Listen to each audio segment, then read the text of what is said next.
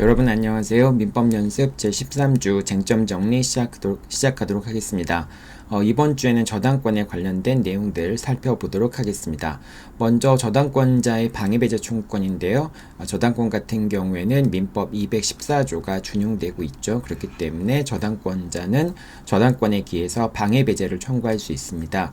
예를 들면은 저당 토지 위에 건물이 신축된다고 한다면은 결과적으로 사후적으로 이제 저당권이 설정된 다음에 건물이 신축되는 경우에는 사후적으로 일괄경매 청구권을 행사를 할 수 있지만은 근데 일괄경매 청구권 행사하는 것과 상관없이 담보가치를 하락시킬 수밖에 없겠죠. 자, 그렇기 때문에 건물이 신축되는 경우에 건물공사의 중지와 원상회복을 청구할 수 있습니다. 그리고 공장 저당권 같은 경우에는 이제 공장에 대한 전체적인 토지와 건물 또는 그 안에 있는 시설에 대해서 저당권이 설정되는데 그 중에 뭐 이제 동산 같은 뭐 기계 같은 것들이 반출되거나 이런 경우들이 생길 수 있겠죠. 자, 그런 경우에는 공장 저당권이라는 저당권의 기초에서 원래 설치되어 있던 장소에 목적물을 반환할 것을 갖다 놓을 것을 청구할 수 있습니다. 이거는 목적물에 대한 이제 반환 청구권이 아니라요, 방해 배제 청구권에 해당하는 겁니다. 왜냐하면 반환 청구권이라고 한다면 나한테 돌려달라라고 하는 건데, 이거는 나한테 돌려달라고 하는 것이 아니라 원래 있던 장소에 갖다 놓아라라고 하는 것이니까 방해 배제 청구권에 해당한다라고 생각하면 됩니다. 자, 그 다음에 근저당권이 불법으로 말소된 경우에 말소 회복 등기를 청구할 수 있고요. 만약에 그 목적물이 양도되었다면은 말소 당시의 소유자를 상대로 해서 말소 회복 등기를 청구할 수 있고요. 현재의 소유자에 대해서는 등기상 이해관계에 있는 제3자로서 승낙을 받아야 됩니다. 이제 이런 식으로 이제 근저당권이 불법 말소된 경우에 말소 회복 등기를 청구한다라는 것이죠. 자, 그 다음에 근저당권이 불법 말소된 상태에서 이제 경매가 진행되어서 경락이 이루어진 경우에 경락이 이루어졌다는 얘기는 매각 대금이 완납되었다는 것을 얘기하겠죠. 매각 대금이 완납되면은 그 시점으로부터 이제 소유자가 변동이 되고 저당권 이제 그 목적물에 매각 부동산에 설정돼 있던 담보권이라든지 뭐 이런 것들이 다 소멸하게 됩니다. 저당권에 대항할 수 없는 용익 물권 같은 것들이 다 소멸하게 됩니다. 자, 그렇기 때문에 경락이 이루어졌다라고 하는 것은 더 이상 저당권의 말소 회복 등기를 청구할 수 없다는 것을 의미하고요. 자, 이 경우에는 아직 배당이 이루어지기 전이라면은 배당 이의소를 제기하는 방법으로 이제 저당권이 말소된 그 저당권부 채권자가 배당 이의소를 제기해서 자기한테 배당이 이루어지도록 하거나, 또는 배당받은 자에 대해서 부당이득 반환을 청구하거나, 또는 이제 배당표가 확정이 되었을 경우에는 아직 배당금을 출급하지 않았다면은 배당금 청구권 자체를 부당이득으로 반환 청구할 수 있겠죠. 그래서 배당 이의소를 제기하거나 배당금 청구권을 이제 그 양도하도록 부당이득으로 반환 청구하거나, 배당금 자체에 대해서 배당금을 이미 출금했다면은, 배당금을 이미 지급받았다면은 배당금 자체에 대한 부당이득 반환 청구를 하거나, 이렇게 이제 세 가지 방법으로 저당권이 말소된 채권자가 이제 그 저당권 말소에 대한 그런 대가를 받을 수 있게 됩니다. 자, 요 내용들 이제 여러분들 그 부당이득 부분에서 한번 살펴보긴 할 텐데요. 저당권이 말소된 경우에 어떻게 이제 그 근저당권자가 부당이득 반환을 받을 수 있는가라는 방법 이제 기억해 두기 바랍니다. 자, 그 다음에 이제 물상대위인데요. 물상대위 같은 경우는 이제 우리가 여러 번 공부했지만은 X에 대해서 저당권을 갖고 있는 경우에 이제 얘가 채무자, 그 다음에 을이 채권자로서 저당권을 갖고 있는 경우에 이 X라는 부동산이 뭐 예를 들면 수용이 됐다라고 해서 이제 을이 수용 보상금을 받게 될 때 갑이 수용 보상금 청구권이라고 하는 그 권리에 대해서 을이 이제 물상 대위를 할 수 있게 됩니다. 이제 누군가 국가가 이제 국가나 사업 시행자가 수용 보상금을 지급할 텐데 이 수용 보상금에 대해서 물상 대위를 할 수 있고요. 물상 대위를 하기 위해서는 반드시 채권이 압류되어야 됩니다. 그런데 채권이 특정성을 유지하기 위해서 압류되어야 되는 것이기 때문에 반드시 저당권자가 압류할 필요는 없고 제3자가 압류하더라도 상관이 없죠. 그래서 압류만 된 상태면 됩니다. 자, 압류가 된 상태에서 을은 이 수용 보상금에 대해서 전부 명령이나 또는 압류한 다음에 전부 명령이나 또는 추심 명령을 받거나 또는 배당 절차가 이루어지면은 배당 요구를 하는 방법으로 이제 그 채권자 물상 대위를 하는 저당권자가 이런 식으로 자기의 이제 우선 만족을 얻을 수 있게 되고요. 당연히 전부 명령을 받거나 추심 명령을 받거나 배당 요구를 하는 경우에 채권자는 물상 대위를 하는 자이기 때문에 우선 변제권을 갖고 있죠. 우선 변제권을 행사할 수 있게 됩니다.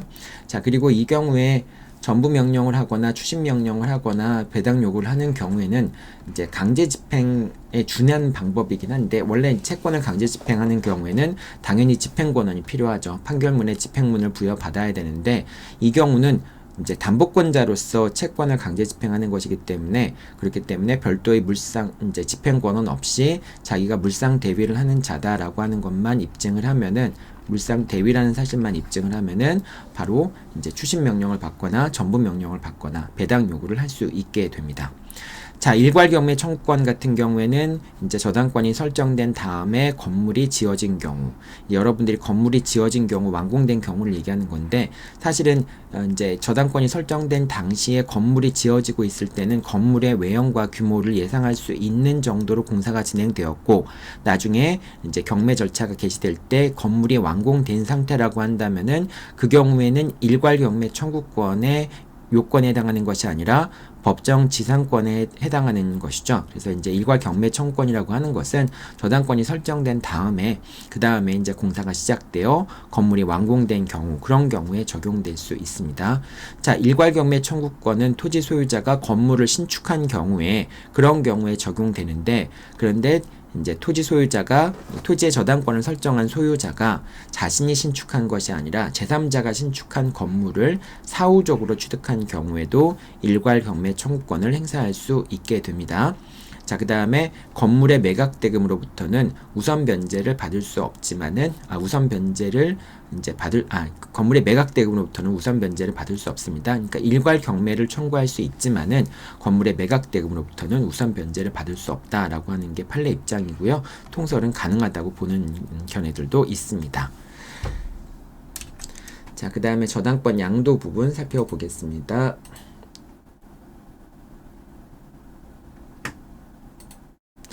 자, 저당권이 양도되었지만 처음부터 저당권이 무효인 경우에 이제 소유자의 말소 등기, 저당권의 말소 등기를 청구하는 방법인데요. 이렇게 되겠죠. 갑이 이제 채무자이고요. 그 다음에 을이 채권자이고, 그 다음에 병이 이제 채권자로서 저당권을 갖고 있겠죠. 저당권을 갖고 있는데 이 저당권부 채권을 병한테 양도한 경우, 그래서 이제 병이 저당권에 대한 이전에 부기 등기를 하고 그 다음에 채권을 양수한 경우, 이런 경우가 되겠죠. 자, 그런데 이 저당권 자체가 이게 무효인 경우가 있을 수 있습니다. 이 저당권이 무효인 경우에는 저당권의 말소를 청구할 때 말소의 상대방은 근저당권의 양수인이 됩니다. 양도인에 대해서는 근저당권의 말소를 청구할 수 없고요. 양도인은 당사자가 될 수 없습니다. 따라서 갑이 을과 병을 상대로 해서 저당권의 말소를 청구하는 경우에 을에 대한 청구는 각하가 될 수밖에 없습니다. 당사자가 될 수 없기 때문에 그런 것이죠. 자, 그리고 이 경우에 청구의 내용은 양도인 명의의 근저당권의 말소, 근저당권 자체, 근저당권 설정 등기의 말소를 청구하는 방식으로 이루어져야 됩니다.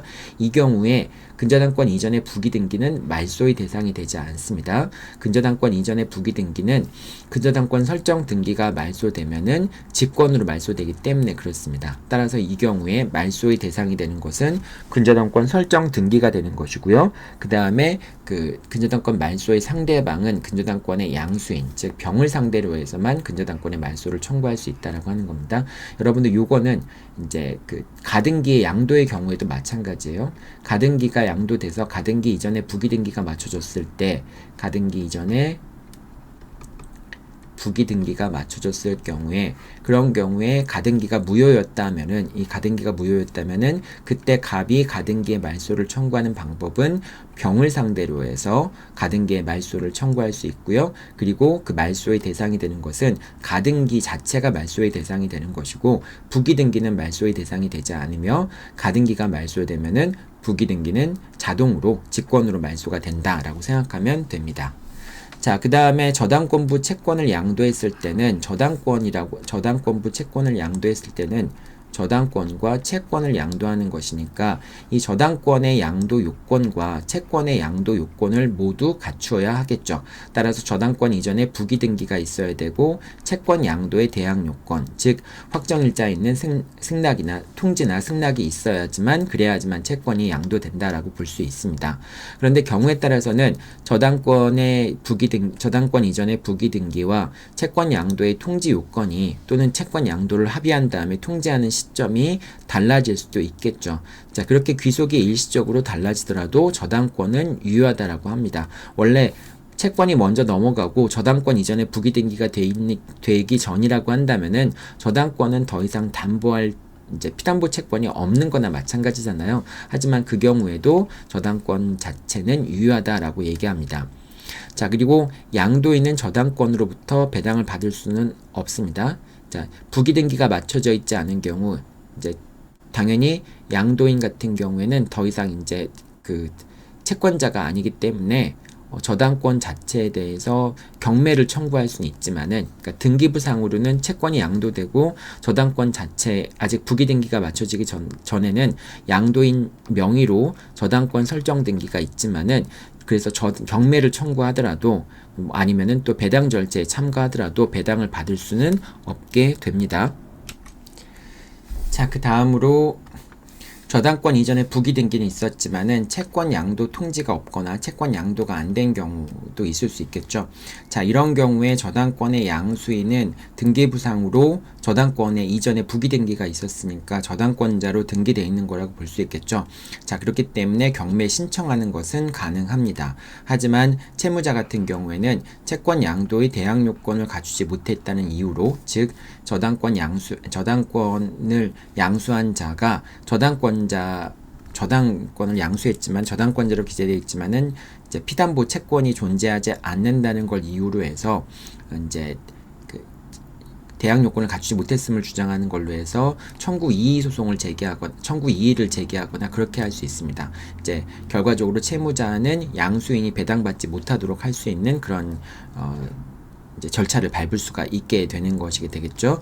자, 이와 같이 두 가지 경우 채권 양도가 이루어졌는데 이전에 부기등기가 없었던 경우, 그런 경우에는 더 이상 양도인은 저당권으로부터 배당을 받을 수 없다라고 하는 거. 그 다음에 저당권 이전에 부기등기는 있었지만은 채권 양도 통지가 없는 경우에는 그런 경우에는 양수인은 일단 경매를 신청하는 것은 가능하지만은 배당 절차에서 채무자는 이제 그 저당권의 양수인이 배당받는 것에 대해서 이의를 제기하는 방법으로 그렇게 배당을 받지 못하도록 할 수 있다라고 정리하면 되겠습니다. 자, 그 다음에 근저당권인데요. 근저당권도 뭐 복잡한 쟁점들이 많지만은 근저당권에서 주로 이제 그 객관식 문제나 선택형 문제나 사례형 문제에서 나오는 거는 피담보 채권이 확정되는 시점을 얘기하는 겁니다. 이제 시점에 관련된 문제들이 자주 나오게 되죠. 따라서 이제 피담보 채권에 확정하는 절차, 어느 시점에 확정되느냐, 이제 더 이상 이제 증감 변동하지 않고 피담보 채권을 확정하는 시점이 언제냐라고 하는 건데, 근저당권자가 경매를 신청한 경우에는 경매 신청 시에, 그러니까 바로 경매를 신청했을 때 경매를 신청했을 경우에 그때 피담보 채권이 확정이 되는 것이고요. 근저당권 이외의 자가 경매를 신청한 경우에, 즉 이제 채권자가 경매를 신청한 것이 아니라 근저당권부 채권자 이외의 자가 경매를 신청한 경우에는 가능하면은 경매 절차를 뒤로 늦춰줄 필요가 있겠죠. 왜냐하면 채권자 같은 경우에는 근저당권부 채권자 같은 경우에는 계속해서 기본 관계를 유지하고 싶어 할 유지하고 싶어 하는 그런 상황이 있을 수 있잖아요. 그러니까 이제 가능하면 뒤로 늦춰주고, 근데 늦춰주더라도 어느 시점까지는 더 이상 늦춰줄 수 없을까요? 이제 근저당권이 소멸되는 시점, 근저당권이 소멸되는 시점이라고 하는 것은 매각대금 완납 시점이 되겠죠. 그래서 뒤로 늦춘다고 할지라도 더 이상 이제 늦출 수 없는 시점이라고 하는 것은 매각대금 완납 시점이라고 할 수 있습니다. 그래서 매각대금 완납 시점에 피담보 채권이 확정된다라고 볼 수가 있습니다. 자, 그 다음에 근저당권과 변제자 대위인 경우인데요. 이제 근저당권이라고 하는 권리는 채권이 증감 변동하는 기본 관계에서 발생하는 증감 변동하는 채권을 담보하는 것이기 때문에 근저당권이 확정되기 이전에 채권이 양도되었거나 또는 대위 변제가 이루어진 경우에 그 근저당권이 채권 양수인이나 대위 변제자에게 이전될 수는 없습니다. 하지만은 이제 근저당권이 확정된 경우에는 채권 최고액 범위 내에서 먼저 이제 피담보 채권액을 확정됐을 당시에 피담보 채권액을 담보하고 남은 부분이 있다면은 그 남은 부분에 대해서는 대위 변제자가 법률상 당연히 권리를 행사할 수 있다라고 하는 겁니다. 그러니까 원칙적으로는 이제 변제자 대위가 이제 대위 변제했더라도 이제 대위 변제자가 이제 변제자 대위를 주장할 수 없지만은 이제 채권자가 피담보 채권액을 다 이제 최고액 범위 내에서 다 받아냈을 경우에는 그 최고액의 범위 내에서 남은 부분에 대해서는 대위 변제자가 이제 변제자 대위를 할 수 있다라고 하는 겁니다. 자.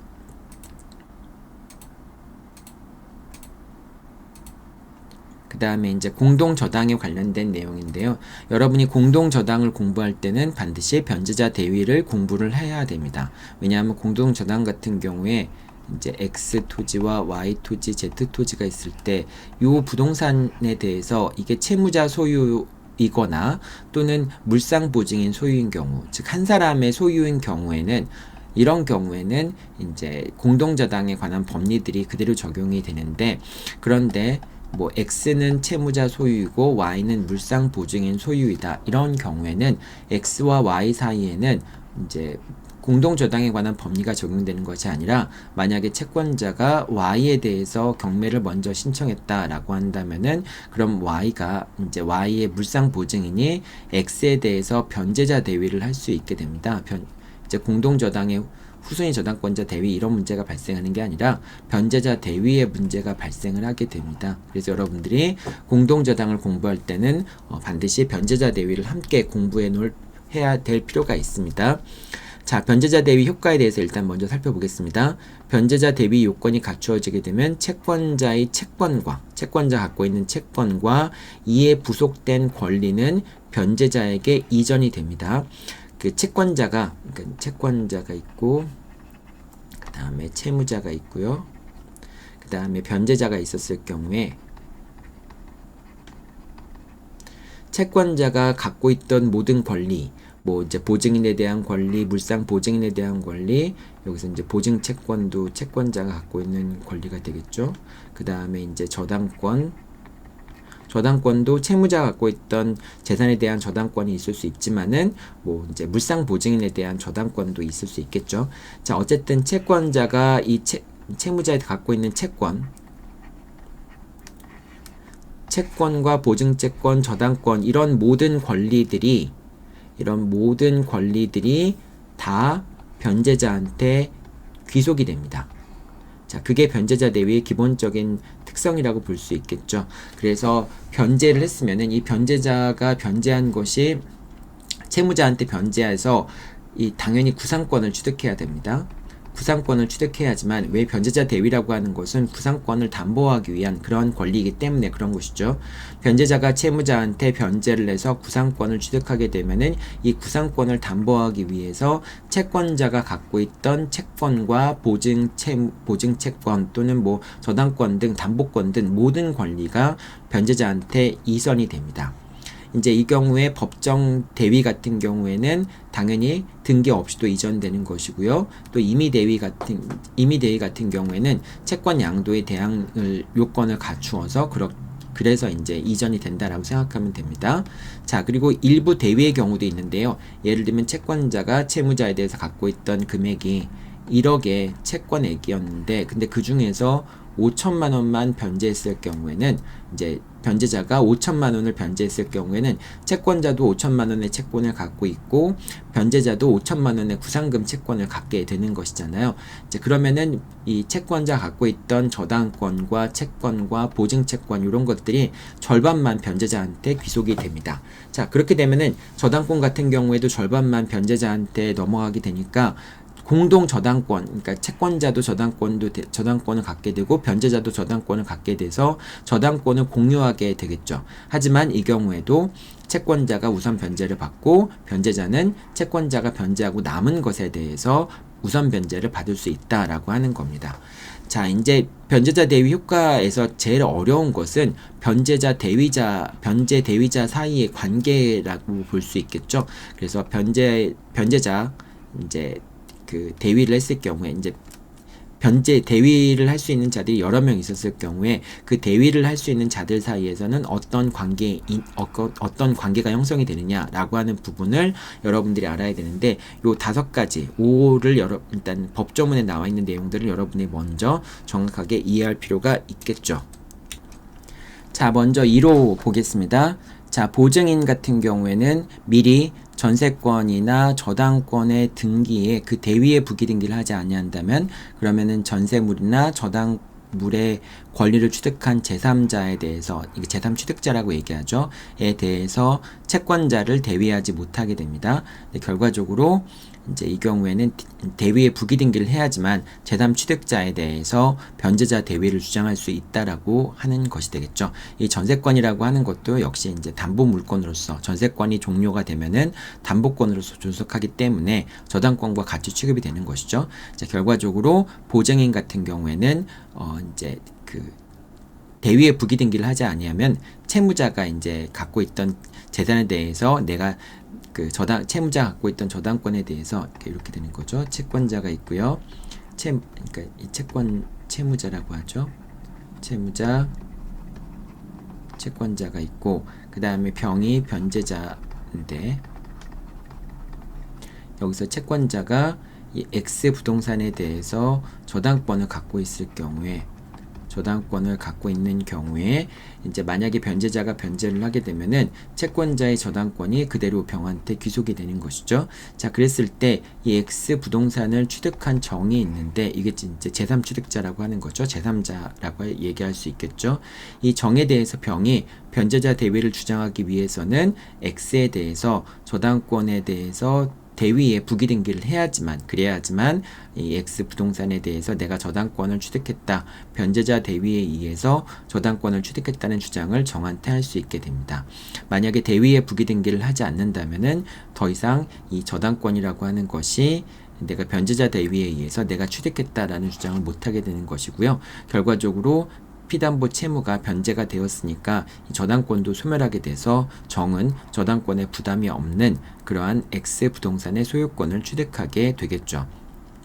자, 두 번째 2호입니다. 제3취득자, 이 제3취득자라고 하는 것은 담보권이 설정되어 있는 부동산의 물건의 저당물의 소유권이나 전세권이나 지상권을 취득한 자를 이제 여기서 소유권이나 전세권이나 지상권을 취득한 자를 제3취득자라고 얘기합니다. 이 제3취득자는 보증인에 대해서 채권자를 대위하지 못한다라고 되어 있죠. 따라서 제3취득자가 변제하더라도 보증인에 대해서 이제 변제자 대위를 주장할 수 없게 됩니다. 왜냐하면 이제 제3취득자 같은 경우에는 이미 그 저당권에 부담이 있는 그런 권리를 취득한 사람이기 때문에, 담보권이 설정되어 있다는 걸 알면서 취득한 자이기 때문에 다시 보증인에 대해서 변제자 대위에 대한 권리를 행사할 수 없다고 보는 것이죠. 자, 이렇게 되는데 여기의 보증인이라고 하는 것은 그냥 보증인만이 아니라 물상 보증인까지 포함하는 개념이라고 볼 수 있습니다. 그래서 제3취득자 같은 경우에는 보증인이나 물상 보증인에 대해서는 채권자를 대위하지 못합니다. 자, 근데 제3취득자 사이에서는 채권자를 대위할 수 있겠죠. 제3취득자 사이에서는. 근데 제3취득자 중 1위는 각 부동산의 가액에 비례해서 다른 제3취득자에 대해서 채권자를 대위하게 됩니다. 예를 들면은 뭐 이제 갑이 을이 있고 이 X 부동산에 대해서 얘가 저당권을 갖고 있는데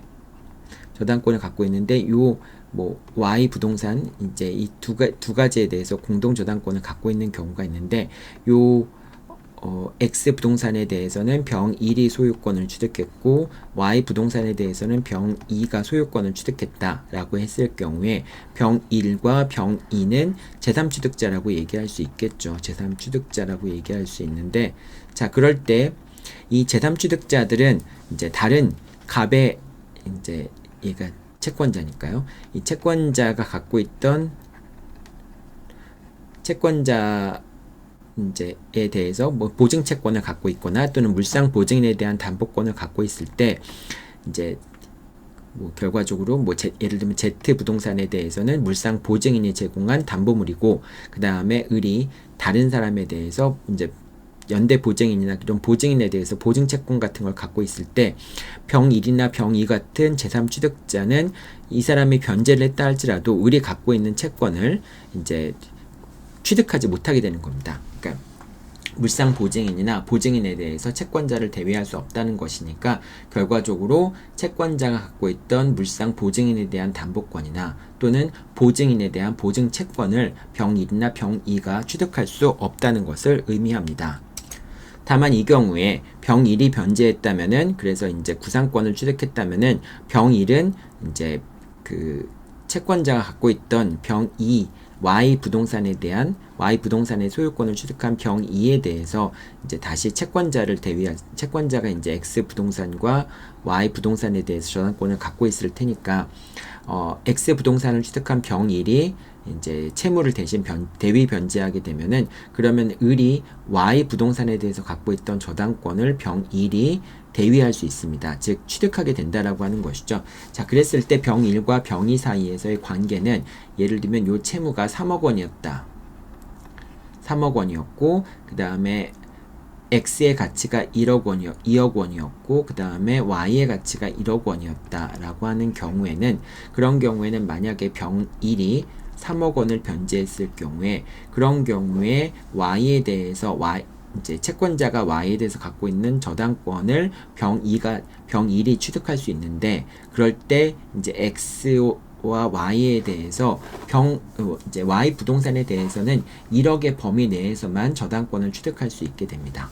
이제 그렇게 이제 가액에 비례해서 X와 Y의 가액에 비례해서 각각 채권자를 대위한다고 되어 있으니까 이제 병 1이 X에 대해서 이제 저당권을 이제 제3취득자에 해당하는 경우에 병 2가 갖고 있던 소유하는 Y에 대해서 채권자를 대위할 때 1억의 범위 내에서만 X와 Y의 그 목적물의 가액 비율에 따라서 할 수 있는 거니까 1억 원의 범위 내에서만 채권자를 대위할 수 있게 됩니다. 자, 이러한 법리 같은 경우는 물상 보증인에도 그대로 적용이 됩니다. 따라서 물상 보증인이 여러 명 있었을 때, 뭐 이제 갑이 채무자이고 을이 채권자이고, 그다음 물상 보증인이 병 1, 병 2, 뭐 병 3 이렇게 있었을 경우에 이렇게 물상 보증인이 여러 명이 있을 경우에 그리고 이제 물상 보증인이 제공한 담보물이 여러 개라는 걸 의미하겠죠. 자, 이렇게 했을 경우에 병 1이 만약 변제를 했다면은 그러면은 이제 을이 갖고 있던 저당권, 이제 X, Y에 대한 저당권, Z에 대한 저당권, 갑에 대한 채권 이런 것들이 다 병 1한테 귀속이 될 텐데 그럴 때 병 1은 이제 Y와 Z에 대해서 이제 변제자 대위를 주장할 때, 즉 병 2와 병 3에 대해서 변제자 대위를 주장할 때 이 X와 Y와 Z의 토지의 가격에 비례해서 그 이제 재산의 이제 가액에 비례해서 이제 을이 갖고 있던 담보권을 병 1이 취득할 수 있다라고 하는 겁니다.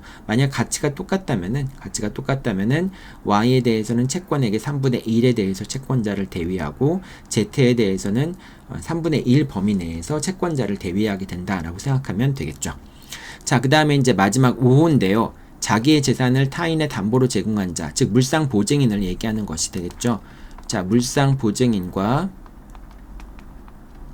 그 다음에 보증인, 물상 보증인과 보증인이 있었을 경우에는 인원수에 비례하여 채권의 분담액을 인원수에 비례하여 채권자를 대위하게 됩니다. 예를 들면 물상 보증인 1명, 그 그 다음에 이제 보증인 1명 이렇게 있었을 경우에는 한 명 한 명씩이니까 그 인원수에 비례해서 물상 보증인이 담보해야 될 부분, 그 다음에 보증인이 담보해야 될 부분을 이제 정하게 됩니다. 그래서 예를 들면은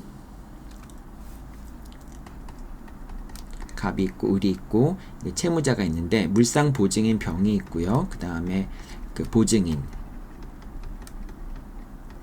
그 다음에 물상 보증인,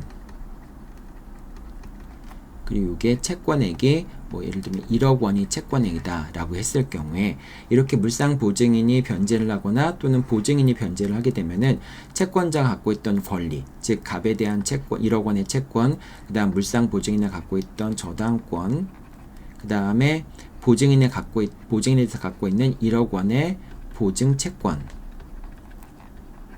이런 권리가 있을 거 아닙니까? 자, 그런 권리가 다 이전이 되는데 만약에 병이 변제를 하였다라고 한다면은 그러면은 을이 갑에 대해서 갖고 있던 1억 원의 채권이 병한테 귀속이 되고 그 다음에 을이 이제 물상 보증인이 병이 변제를 하였다라고 한다면은 을이 보증인에 대해서 갖고 있던 1억의 보증 채권 이런 것들이 다 병한테 귀속이 되겠죠. 이제 변제자 대위에서. 근데 1억 채권이 다 그대로 병한테 귀속되는 것이 아니라 병과 정, 물상 보증인이 한 명 한 명이니까 1대1의 비율의 범위 내에서, 즉 2분의 1만 이제 보증 채권 중에서 2분의 1만 병한테 귀속이 되기 때문에 병은 을이 갖고 있던 보증 채권 중에서 5천만 원의 보증 채권만을 변제자 대위를 할 수 있게 되는 겁니다. 그렇게 이제 물상 보증인과 보증인이 여러 명이었을 때 인원수가 이제 여러 명인 경우에는 인원수에 비례해서 일단 채권자를 대위하고, 자, 그 경우에 이제 물상 보증인 같은 경우에는 만약 물상 보증인이 병 1과 병 1, 병 2, 병 3이 이렇게 물상 보증인이 여러 명이 있었다라고 한다면은 그러면은 일단은 한 사람, 두 사람, 세 사람, 네 사람이잖아요. 보증인 1명, 물상 보증인 1, 2, 3, 4명이잖아요. 4명이니까 각각의 이제 그 대위자들 사이에는 4분의 1의 범위 내에서만 변제자 대위를 할 수 있는 거죠. 그래서 만약에 병 1이 변제를 했다라고 한다면은 정에 대해서 4분의 1의 보증채권, 2,500만 원의 보증채권만을 취득하게 됩니다. 자, 그런데 병 1, 병 2, 병 3 같은 경우에는 똑같이 4분의 1씩을 취득하는 것이 아니라 이제 이 사람이 이 물상 보증인들이 이제 부담해야 되는 부분이 7,500만 원이잖아요. 7,500만 원이니까 이 7,500만 원을 4분의 1씩 이제 결과적으로 2,500씩 부담하는 것이 아니라 이 7,500만 원을 각각의 담보물에 대한 가액에 비례해서 이제 대위를 할 수 있게 됩니다. 물상 보증인 같은 경우에는. 그래서 만약에 이제 요 금액을 얼마로 맞추면 될까요? 500이니까 만약에 이제 이 목적물의 가치가 뭐 예를 들면은 3억, 그 다음에 2억, 1억이다. 이렇게 된다면은 전체가 이제 물상 보증인이 부담하는 부분이 6억이잖아요. 그러니까 병 1의 엑스토지는 6억이니까 6분의 이제 3을 부담을 하게 되고요. 그 다음 Y 토지는 6분의 2, 그 다음에 Z 토지는 6분의 1을 부담하게 됩니다. 그러니까 7,500 중에 6분의 3, 2분의 1이니까 그러니까 이 절반에 대한 것들을 X 토지가 부담을 하게 되고요. 그 다음에 Y 토지 같은 경우에는 7,500 곱하기 6분의 2, 3분의 1에 대해서, 그러니까 2,500만 원에 대해서 부담을 하게 되고요.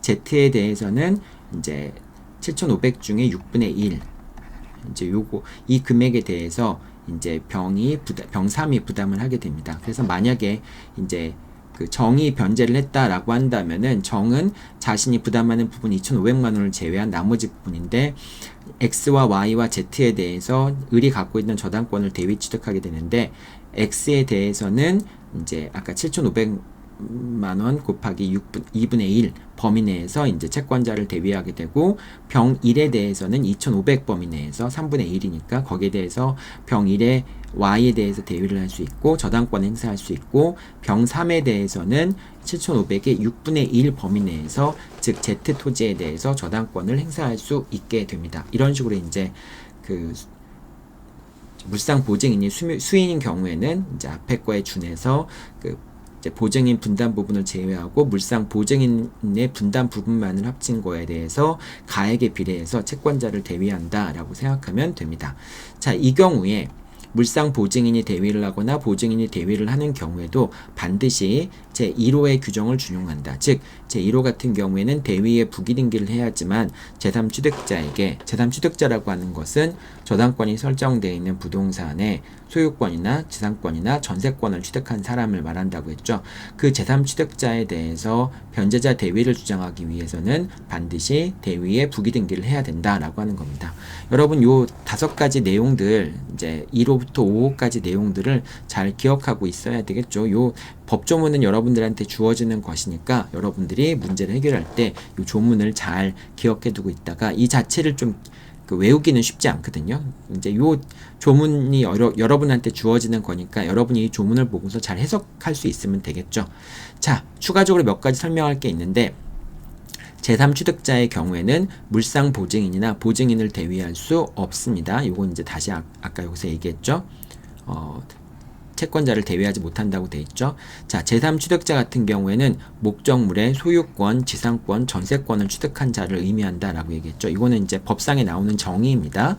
자, 그 다음에 후순위 저당권자 같은 경우에는 제3취득자에 해당하지 않습니다. 그러니까 이제 제3취득자에 해당하지 않는다는 건 어떤 걸 의미하는 것이냐? 결과적으로 후순위 저당권자가 변제하게 되면은 결국은 보증인이나 물상 보증인에 대해서 채권자를 대위할 수 있다라고 하는 걸 의미합니다. 대위할 수 있다. 보증인과 물상 보증인에 대해서 채권자를 대위할 수 있게 됩니다. 그리고 두 번째는 원래 1호 같은 경우에는 이제 보증인이나 이제 보증인이 제3자에게, 이때 보증인은 물상 보증인까지 포함해서 보증인이 제3취득자에게 변제자 대위를 주장하기 위해서는 대위에 부기등기를 해야지만 되잖아요.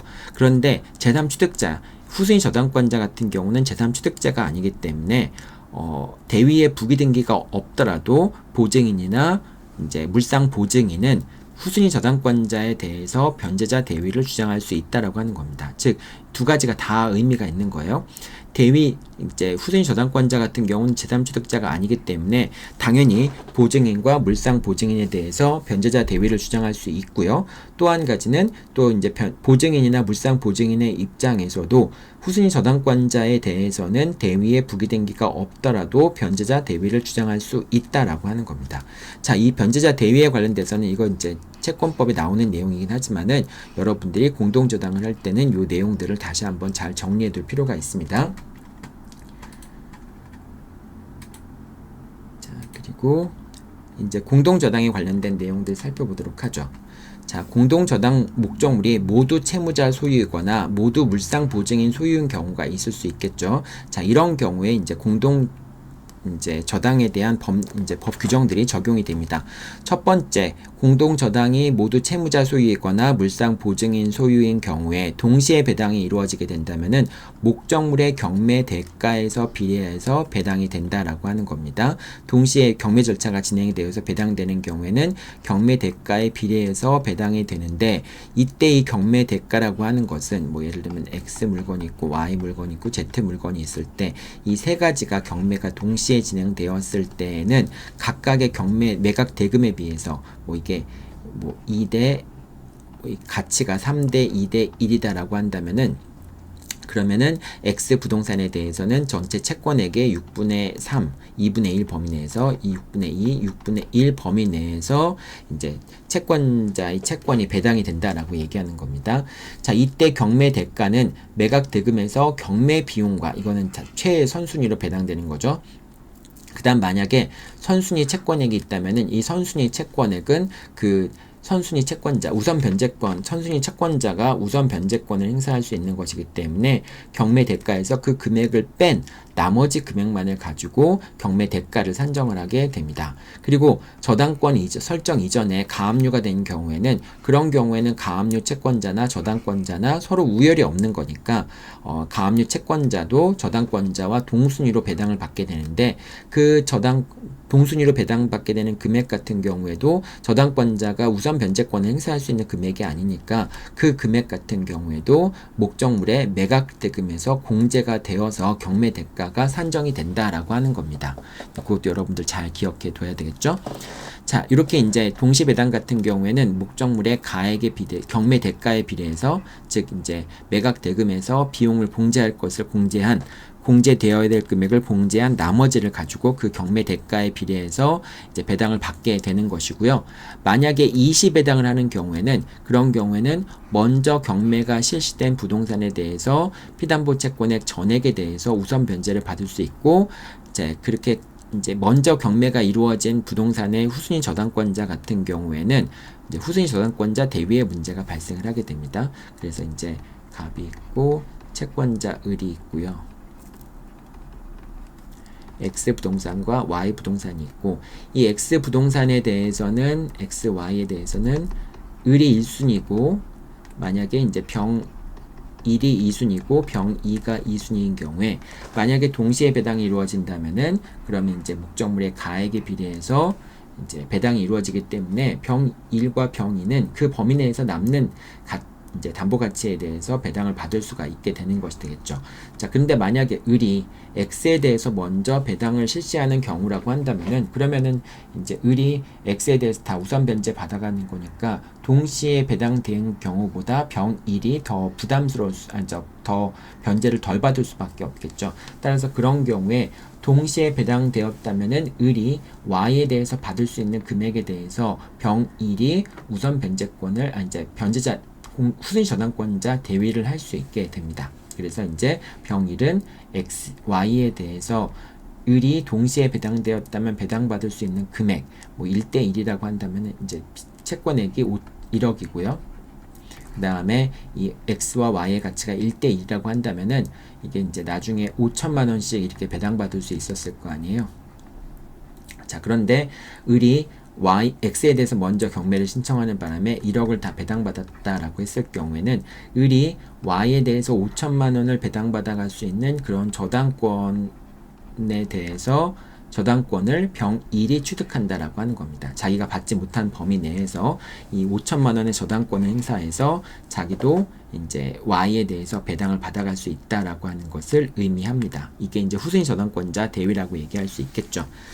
자, 그 20배당의 경우에 또 이제 그 동시배당이나 20배당의 경우 말고 이제 한 가지 또 추가적으로 설명해야 될 게, 채권자가 다른 공동 저당물의 담보권을 포기한 경우도 있을 수 있겠죠. 예를 들면은 을이 Y에 대한 저당권을 포기한 경우가 있을 수도 있겠죠. 자, 을이 Y에 대한 저당권을 포기하게 되면은 나중에 X에 대해서 경매 절차가 진행이 되더라도 이제 여기서 X에 대해서 우선 변제를 다 받아가게 되면은 병 1은 Y에 대해서 공동저당의 후순위 저당권자 대위를 할 수 있었는데, 을이 Y에 대한 저당권을 포기하는 바람에 더 이상 후순위 저당권자 대위를 할 수 없게 되잖아요. 이렇게 되면 이제 병 1이 억울한 것이죠. 따라서 만약에 을이 Y에 대한 저당권을 포기한 경우라고 한다면은, 그러면은 을이 X에 대해서 배당을 받을 때는 그 Y에 대한 동시에 배당되었다면은 Y에 대해서 배당받을 수 있는 범위 내에서는 X로부터 배당을 받을 수 없다라고 하는 겁니다. 그러니까 남은 공동 저당물에 대해서만, 동시에 배당이 이루어지는 경우와 동일한 금액에 대해서만 남은 공동 저당물에 대해서 배당을 받을 수 있다라고 하는 겁니다. 이게 이제 다른 것들 뭐 Z까지 들어오면 복잡하겠지만, 요 Y는, 그러니까 Y가 원래 동시에 배당되었다면은 Y가 부담할 부분을 빼고 나머지 부동산에 대해서 이제 그 저당권을 행사할 수 있다라고 하는 것입니다. 그래야지만 이제 병 1이 후순위 저당권자 대위를 하지 못함으로 인해서 불이익을 입게 되는 그런 현상을 피할 수 있게 되겠죠. 자, 이렇게 이제 두 번째 경우는 공동저당의 목적물이 모두 다 채무자 소유이거나 또는 모두 다 물상 보증인 소유의 경우에 대해서 살펴봤고요. 세 번째 경우는 이제 공동저당물이 일부는 채무자의 소유이고 일부는 물상 보증인의 소유인 경우에 대해서 살펴보겠습니다. 자, 이 경우에 동시에 배당이 이루어진다면은 채무자 소유의 부동산에서 먼저 이제 공동 저당권자가 우선 배당을 받고요. 만약에 부족한 부분, 즉 다 채권의 만족을 얻지 못한 부분이 있을 때 물상 보증인 소유의 부동산에서 배당을 받게 되는 겁니다. 자, 이렇게 이제 채무자 소유와 물상 보증인 소유가 있을 때는 먼저 채무자 소유의 부동산에 대해서 배당이 이루어지고 진다라고 하는 걸 기억해 두면 되고요. 자, 만약에 이제 동시에 배당이 이루어지는 경우가 아니라 이제 그 채무자 소유의 부동산에 대해서 먼저 저당권이 실행되는 경우에는, 그런 경우에는 채무자 소유의 부동산에 대해서 채권자가 다 배당을 받아갈 수 있겠죠. 만약에 못 받은 것이 있다면은 나머지 부분에 대해서는 물상 보증인 소유의 부동산에 대해서 이제 다시 또 저당권을 실행할 수 있게 되겠죠. 자, 그럴 때 만약에 채무자 소유의 부동산에 먼저 저당권이 실행되었다고 한다면은 그 채무자 소유의 부동산의 후순위 저당권자 같은 경우에는 이제 뭐 변제를 다 받지 못하는 경우가 생길 수 있겠죠. 그렇다고 하더라도 후순위 저당권자는 물상 보증인에 대해서 채권자를 대위할 수 없다. 즉 채권자가 물상 보증인 소유의 부동산에 대해서 갖고 있던 담보권을 취득할 수 없다라고 하는 걸 의미하는 겁니다. 결과적으로 후순위 저당권자보다는 물상 보증인을 더 보호한다라고 볼 수 있겠죠. 그래서 물상 보증인을 우선적으로 보호한다라고 얘기를 하게 됩니다. 자, 그 다음에 세 번째, 물상 보증인 소유의 부동산에 설정된 저당권이 먼저 실행되는 경우에는, 그러면은 이제 물상 보증인이 이제 병이 이제 물상 보증인이고요. 다시 적죠. 갑이 있고 을이 있고 이게 채권자입니다. 그 다음에 이제 병 물상 보증인, 채무자가 자신의 소유 부동산, 그 다음에 물상 보증인 소유 부동산에 대해서 저당권을 이제 설정한 경우에, 자, 그런 경우에 만약에 물상 보증인의 부동산에 대해서 채권자가 저당권을 먼저 실행을 하게 되면은, 그러면은 이제 요 X 부동산에는 Y 부동산에 이렇게 한번 보죠. X 부동산은 을이 1번 저당권자이고, 그 다음에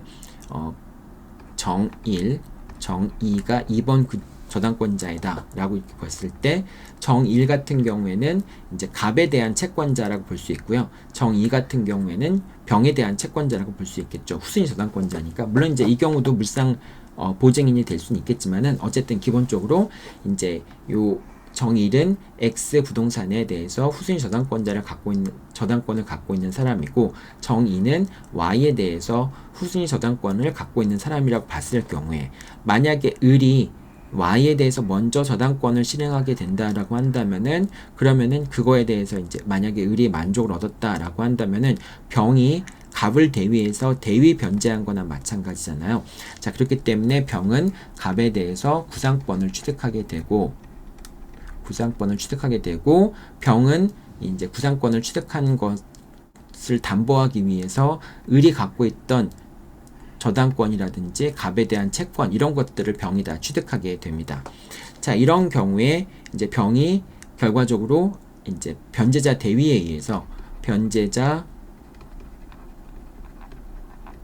의해서 을이 갖고 있던 권리를 병이 이제 모두 다 취득하게 되는 것이죠. 모두 다 취득하게 되고, 그때 Y 부동산의 후순위 저당권자 정이는, 이거는 이제 368조 2항의 후순위 저당권자 대위를 하는 것이 아니라, 이 정이는 이제 병이 물상 대위를 하는 것, 물상 대위, 이제 변제자 대위에 의해서 이제 변제자 대위에 의해서 취득한 권리들이 있을 거 아닙니까? 을의 권리들을 취득하잖아요. 이 권리들을 취득한 것에 대해서 정의는 저당권을 더 이상 이제 Y에 대해서 먼저 저당권이 실행되었으니까 저당권을 상실하게 되겠죠. 하지만 이 병이 갖고 있는 권리에 대해서 물상 대위를 할 수 있게 됩니다. 물상 대위를 할 수 있게 되는 거죠. 그러니까 이제 병이 갖고 있던 권리는 사실은 이제 채권자가 갖고 있던 권리를 취득한 건데, 요거는 저당권이 설정되어 있는 저당권부 채권을 취득하게 되는 거잖아요. 이 저당권부 채권에 대해서 물상 대위를 할 수 있다라고 하는 것을 의미합니다. 그래서 이 저당권부 채권에 대해서 경매를 신청해서 배당 절차에 참여하거나, 또는 추심명령이나 정부명령을 받아서 어쨌든 그 채권을 실현하거나, 이런 식으로 물상 대위를 할 수 있다라고 하는 겁니다. 이제 물상 보증인이 변제자 대위에 의해서 채권자를 대위하게 되고 후순위 저당권자는 물상 보증인이 취득한 권리에 대해서 물상 대위를 하게 된다라고 생각하면 됩니다. 자, 이렇게 이제 그 공동저당의 목적물이 채무자와 물상 보증인 소유가 혼재되어 있는 경우와 물상 보증인 또는 채무자의 소유인 경우, 그러니까 모든 이제 공동 저당물이 한 사람의 소유인 경우, 이 두 가지 경우를 나누어서 이제 공동 저당이 실행되는 방법에 대해 살펴봤습니다. 자, 그리고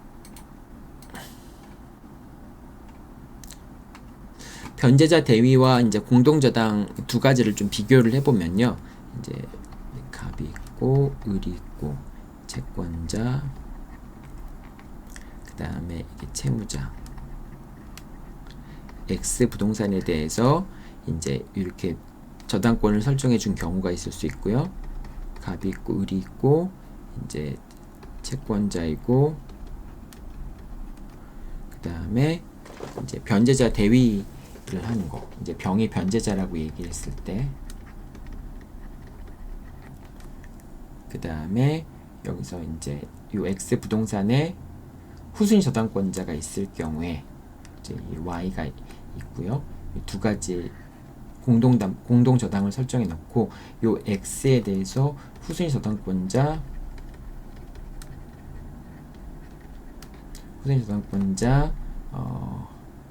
정이라고 한번 해볼게요. 정이라고 한번 해볼게요. A라고 합시다. 후순위 저당권자 A가 있는 경우에, 자, 그런 경우에 A가 있는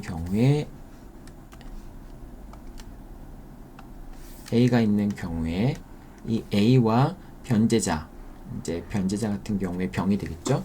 이제 그 X 부동산에 대해서 이제 이렇게 설정돼 있다고 했을 때, 자, 여기서 요 병도 물상 보증인, 변제자이기도 하지만 물상 보증인이어서 Y를 담보로 제공하였다. 이렇게 이제 정리를 한번 해보죠.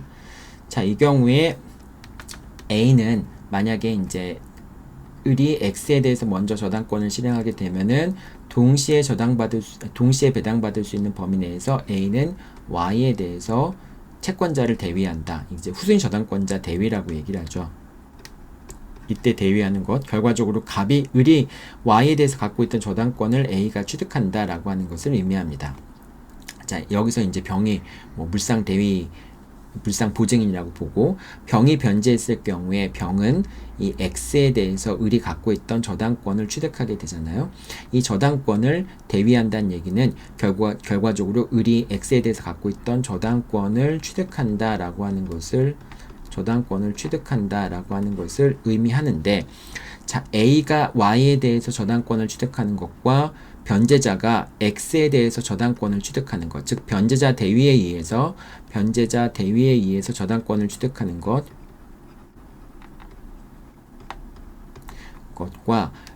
이제 후순위 저당권자 대위에 의해서 이제 그 저당권을 취득하는 건 취득 사이에는 약간 차이가 있습니다. 근데 공통점도 있고요. 먼저 공통점들을 한번 살펴보도록 하죠. 첫 번째, A나 병이나 이제 병이 변제해서 을이 X에 대해서 갖고 있던 저당권을 취득했을 때 A나 병이나 저당권을 이제 채권자 갖고 있던 저당권을 취득한다는 점에서는 차이가 없고, 그리고 그 경우에 이제 법정 대위 같은 경우만 그렇겠지만은 별도로 등기 없이도 저당권을 취득한다라고 하는 겁니다.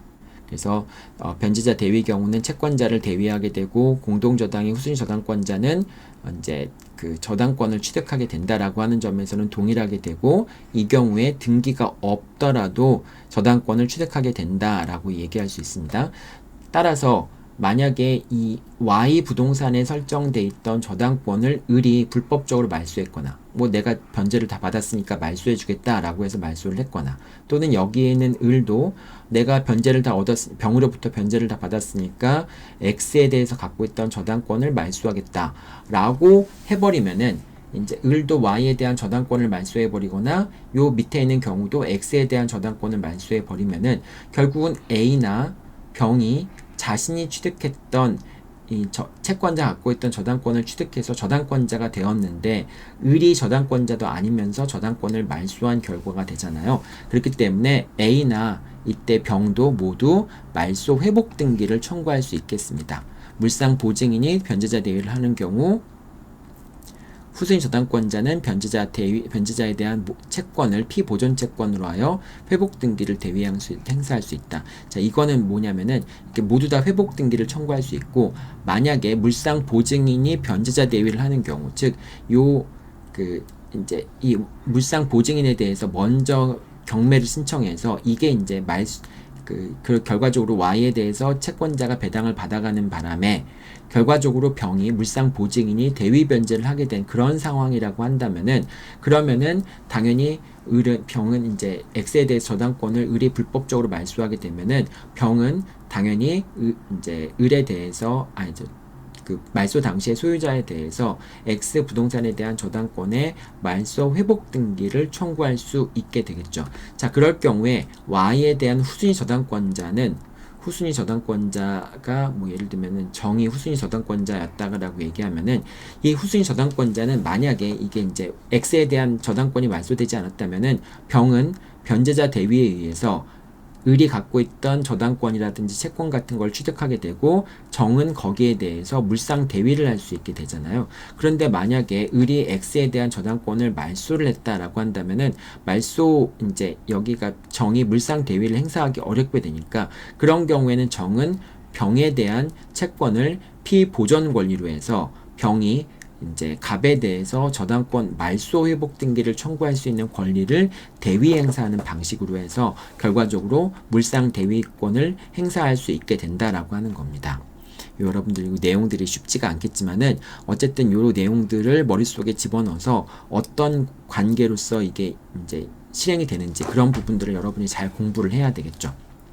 자, 그 다음에 요 부분까지는 이제 물상 대위 이제 변제자 대위나 또는 공동저당의 후순위 저당권자 대위의 공통점에 대해 설명을 했는데, 자, 근데 이제 요 제3자에 대한 제3자에 대해서 대위를 주장할 수 있느냐, 이제 이 얘기는 어떤 거냐면은, 제3자에 대해서 대위를 주장할 수 있냐라고 하는 것은, 제3자에 대해서 대위를 주장할 수 있는 거, 요 Y 부동산이 제3자한테 넘어갔을 때, 또는 요 X 부동산이 제3자한테 넘어갔을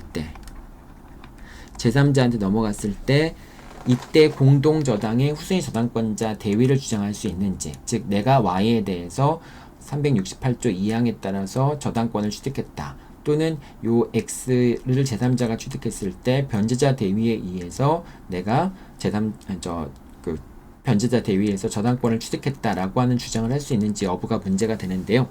아까도 우리가 설명했지만 변제자 대위 같은 경우에는 변제자 대위를 했다라고 하는 점을 제3자한테 주장하기 위해서는 이 X X 부동산에 대해서 변제자 대위의 부기 등기를 해야지만 제3 취득자에게 내가 변제자 대위를 한다라고 주장할 수 있겠죠. 그래서 대위의 부기 등기를 하지 않으면 제3 취득자에게 변제자 대위를 주장할 수 없다라고 하는 겁니다. 자, 근데 그러면 이제 요 Y 부동산을 취득한 제3자에 대해서도 대위의 부기 등기를 그래야지만 368조 2항에 따른 공동저당의 후순위 저당권자 대위를 주장할 수 있는가라는 부분이 문제가 되는데, 이 경우도 변제자 대위와 똑같이 마찬가지로 제3 취득자에 대해서 이제 후순위 저당권자 대위를 주장하기 위해서는 어느 정도 공시 같은 방법을 갖춰야 되지 않는가라는 문제가 생기긴 합니다. 자, 그런데 만약에 여기서 대위의 부기 등기 없이 이제 그 저당권이 말소된 상태에서 제3자한테 대위의 부기 등기 없이, 만약에 여기서 이제 대위의 부기 등기를 하지 않은 상태긴 하지만은 아직 을이 Y에 대해서 말소 등기를 하지 않은, 그러니까 저당권은 살아있는 상태인데 대위의 부기 등기를 하지 않은 상태가 될 수 있겠죠. 자, 그런 경우에는 이제 결과적으로 제3자 넘어갔을 때 이거를 대위의 이제 후순위 저당권자 대위를 주장할 수 있는가라는 부분이 문제가 될 수 있는데, 확실히 안 되는 경우는 어떤 경우냐? 이게 대위에 부기등기를 하지 않은 상태에서 을이 X에 대한 저당권을 말소시켜 버린다면은 제3자 입장에서는 이게 대위의 대상이 되는지 여부를 전혀 알 수가 없잖아요. 이제 그렇기 때문에 그런 확실한 경우는 당연히 A가 제3자에 대해서 후순위 저당권자 대위를 주장할 수 없다라고 하는 겁니다. 자, 하지만 이제 그건 확실한 건데 확실하지 않은 거는 대위에 부기등기를 하고 있지 않은 동안에 아직 저당권, 공동저당의 등기가 말소되고 있지 않은 상황이에요. 자, 이 경우는 변제자 대위 같은 경우에는 변제자가 대위에 부기등기를 하지 않았으면은 뭐 X에 대한 저당권이 말소되었는지 여부와 상관없이 제3자에 대해서, 제3취득자에 대해서 변제자 대위를 주장할 수 없게 되는데, 여기서는 이제 대위에 부기등기를 하고 있지 않은 동안에 공동저당권이 아직 살아있는 동안에 제3자가 취득했을 경우에는 이게 공동저당의 목적물이라는 것을 알면은 결과적으로 후순위 저당권자가 대위를 할 수 있다라고 하는 것도 알 수 있잖아요. 따라서 이 경우에는 대위에 부기등기를 하지 않더라도 아직 공동저당 등기가 말소되지 않았다면은 A는 제3자에게 후순위 저당권자의 대위를 주장할 수 있게 됩니다.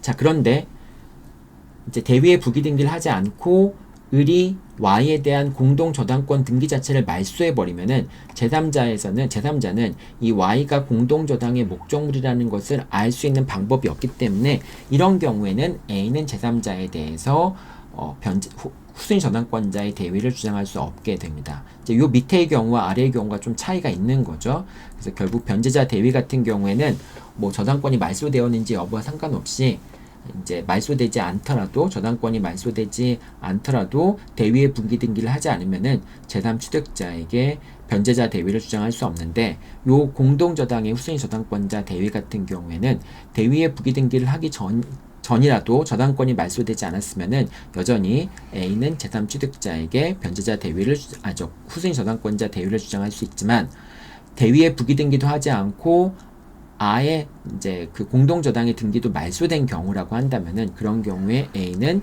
제3취득자에 대해서 더 이상 이제 후순위 저당권자 대위 자체를 주장할 수 없다라고 하는 겁니다.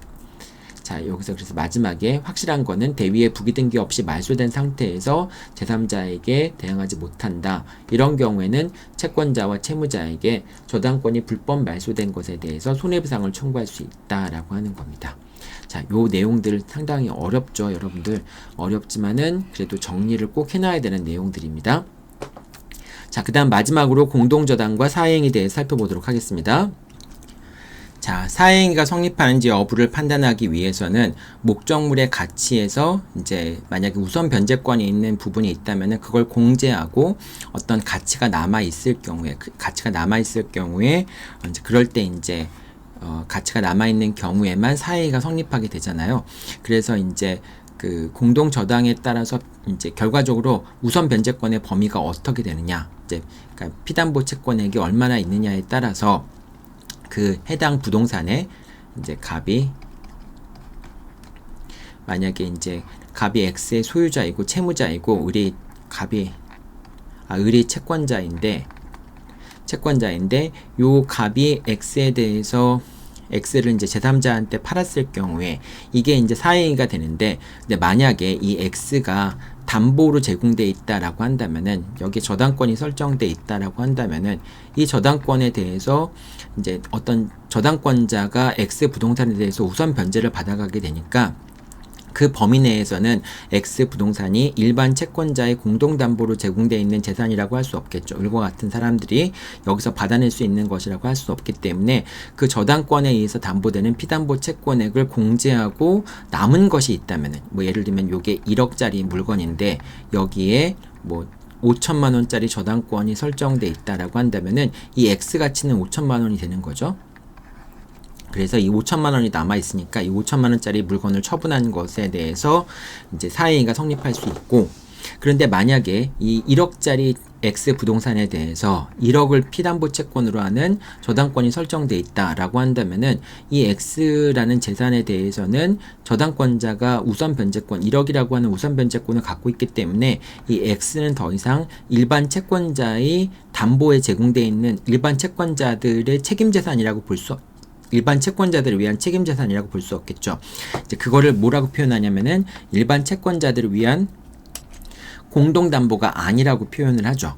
이제 일반 채권자들의 공동담보에 제공되어 있는 책임재산이 아니라고 얘기를 하죠. 자, 그럴 때 이제 이렇게 피담보 채권액을 어떻게 공제할 것인가라고 하는 부분이 이제 그 공동담보에 있어서 중요한 쟁점으로 나오는데요. 먼저 공동저당의 경우에 배당받을 수 있는 금액을 공제해야 되는데 이제 근저당 공제해야 되고요.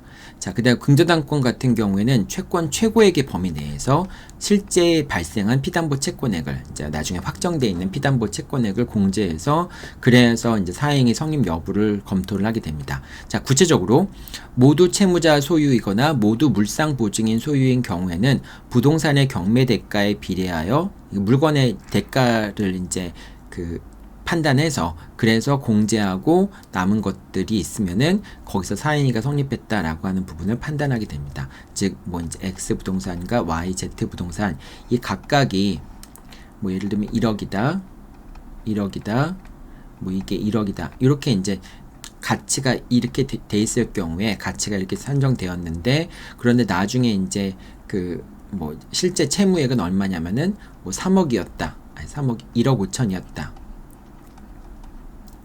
5천이다. 그러면은 이제 X 부동산에서 배당받아야 될 금액이 5천만 원이고 Y도 5천만 원이고 Z도 5천만 원이니까 X에 대해서는 5천만 원의 범위 내에서 일반 채권자의 책임재산이라고 볼 수 있고 일반 채권자들에 의해서 제공되어 있는 책임재산 Y도 마찬가지고 Z도 5천만 원이라고 이렇게 할 수 있겠죠.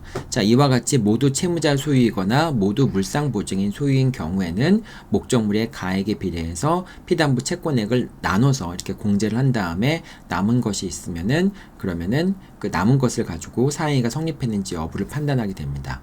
자, 그런데 만약에 채무자 소유와 물상 보증인 소유가 섞여 있는 경우에는 먼저 뭐 예를 들면은 여기서 X만 채무자 소유이고 Y와 Z는 채무자 소유가 아닌 경우에는 그럴 때는 이제 1억 5천이니까 요 X에 대해서는 당연히 이게 채무자 소유인 거니까 여긴 당연히 채권자가 1억을 받아갈 수밖에 없잖아요. 그러니까 X는 사실상 일반 채권자들을 위해서 공동담보로 제공되어 있는 책임재산의 가치가 0인 것이죠. 그러니까 X를 처분하는 것은 사행위가 성립하지 않게 되겠죠. 왜냐하면 X는 일반 채권자들을 위한 책임재산이라고 볼 수 없기 때문에 X를 처분하는 것은 사행위가 될 수 없고요. 자, 그렇게 되면 나머지 5천만 원이 있는데 나머지 5천만 원은 각각 Y 토지와 Z 토지가 2,500씩 나눠서 부담을 하게 되겠죠. 자, 그렇기 때문에 Y토지는 7,500만 원의 범위 내에서 일반 채권자들의 책임재산이라고 볼 수 있고 Z토지도 7,500만 원 범위 내에서 일반 채권자의 책임재산이라고 볼 수 있겠죠. 따라서 X를 처분하는 것은 사행위가 되지 않지만은 Y와 Z를 처분하는 것은 Y 소유자와 Z 소유자의 관계에서는 사행위라고 볼 수 있게 됩니다. 자, 그렇게 이제 여러분들 이제 사행위가 성립할 때 공동저당의 관점에서 사행위가 성립할 때 그 목적물의 가치를 산정을 할 때 이제 피담보 채권액을 공제한 부분에 대해서 그 가치가 남아 있는 경우에만 사행위가 성립하는 것으로 여러분들이 이해를 하면 되겠죠. 자, 여기까지 저당권의 내용들을 쭉 살펴보았습니다. 상당히 이제 어려운 내용들이 많고요. 지금 다 설명은 못했지만은 좀 줄여서 설명했지만은 특히 이제 공동저당과 이제 변제자 대위의 관계 이런 내용들을 여러분들이 좀 어렵지만은 잘 정리해둘 필요가 있습니다. 네, 여러분들 수고했습니다.